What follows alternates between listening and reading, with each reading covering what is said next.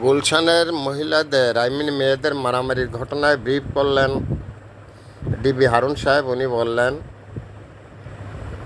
যেহেতু গুলশান একটা ঐতিহ্যবাহী এলাকা এবং অভিজাত এলাকা, সেখানে এ ধরনের অবস্থা কাম্য নয় এবং যারা এই মেয়েদের পিতামাতা তাদের উচিত তাদের ছেলে মেয়েদের খোঁজখবর রাখা। আমি প্রশ্ন রেখে গেলাম ডিবি হারুন সাহেবের কাছে, অভিজাত মেয়েরা, সমাজের যারা উঁচুতলার মানুষ, অভিজাত মেয়েরা ছাড়া ড্রিঙ্ক করতে প্রচুর টাকা লাগে। আপনি কি মনে করেন যারা গ্রামের খুব সাধারণ পরিবারের সন্তান, গ্রামের খেখা গণমানুষের স্ত্রী, তারা ড্রিঙ্ক করতে পারে? ঐতিহ্যবাহী আপনি কাদের বলছেন? ঐতিহ্যবাহী বলবেন আপনি যারা দরিদ্র তাদেরকে বলবেন। অভিজাত আপনি কাদেরকে বলবেন? অভিজাত বলবেন আপনি যারা দরিদ্র থাকা সত্ত্বেও তারা নিজেদেরকে যথেষ্ট সেফ রাখার চেষ্টা করে, তাদেরকে আপনি বলতে পারেন অভিজাত, ঐতিহ্যবাহী। আর যারা গুলশানের মতো জায়গায় গিয়ে বারে গিয়ে ড্রিঙ্কস করে, রাস্তায় মারামারি করে কাপড় খুলে ফেলে, সো এটাকে আপনি বললেন যে তারা ঐতিহ্যবাহী পরিবার, তারা অভিজাত পরিবারের সন্তান। কিসের অভিজাত? তারা হারাম পয়সায় টাকা উপার্জন করে, অবৈধ পয়সায় উপার্জিত অর্থ দিয়ে, মেজর পিপুলের কথা বলছে, এর ভিতর সবাই না, কিন্তু সেই টাকা দিয়ে সন্তানরা কি করে? ড্রিঙ্কস করে, মেয়েরা বারে গিয়ে মদ খায়। তাদের সন্তানরাই তো এগুলো করবে, কারণ তারা অত্যাধুনিক।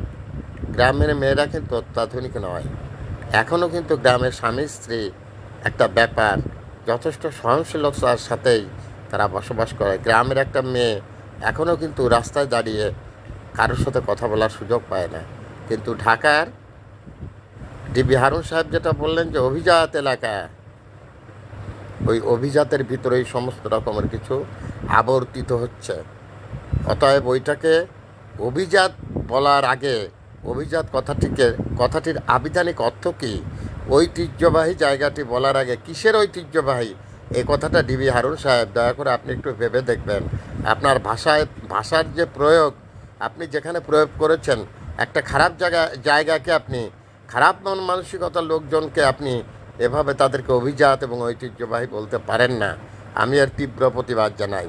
দ্যাটস অল, আর your honour Mohammad Fakhrul Alam master, viral sir, বিনা বেতনের পারিবারিক পাঠশালার শিক্ষক। মোবাইল কন্ট্যাক্ট নং 01935204804। এটা আমার বিকাশেরও নাম্বার। আমি একটি বিনা বেতনের পারিবারিক পাঠশালার শিক্ষক।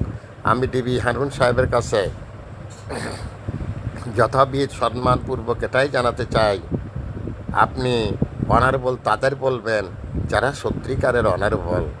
আর যারা অনারেবল না, যারা নিজেদের চরিত্রকে ঠিক রাখতে পারে না, মদ খেয়ে মাতাল হয়ে রাস্তায় মারামারি করে শাড়ি খুলে ফেলে, তারা কোনো দিন ঐতিহ্যবাহী হতে পারে না, তারা কোনো দিন অভিজাত হতে পারে না। তাহলে এই বাংলা দুটোর নাম খুব খারাপ হয়ে যাবে। আসলে এই নামের কোনো সার্থকতা থাকবে না।